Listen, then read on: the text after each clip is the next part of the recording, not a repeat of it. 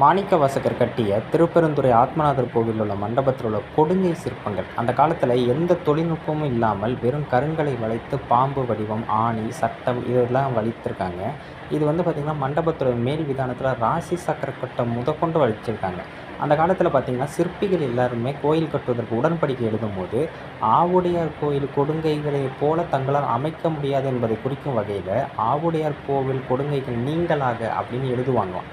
அந்த அளவுக்கு இது அந்த காலத்தில் செய்யப்பட்டிருக்கு. கொடுங்கைங்கிறது வடிவத்தல், அதாவது பார்த்திங்கன்னா தேர்ச்சுற்று போன்ற மண்டப அமைப்பு முழுவதும் மரத்தினாலேயே வெய்யப்பட்டது போன்ற தோற்றம். ஆனால் இது எல்லாமே கருங்கல்ல செய்யப்பட்டதுங்கிறது தான் மிக ஆச்சரியமான ஒரு விஷயம். அது மாதிரி இந்த மாதிரி அமைப்புகள், கொடுங்கை அமைப்புகள் திருவீதி மலையிலும் உண்டு.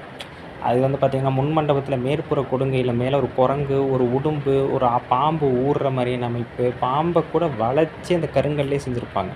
அப்போ இதெல்லாம் எந்த அளவுக்கு அந்த காலத்து பண்டைய தமிழர்கள் அறிவோடு இருந்திருக்காங்க பாருங்க.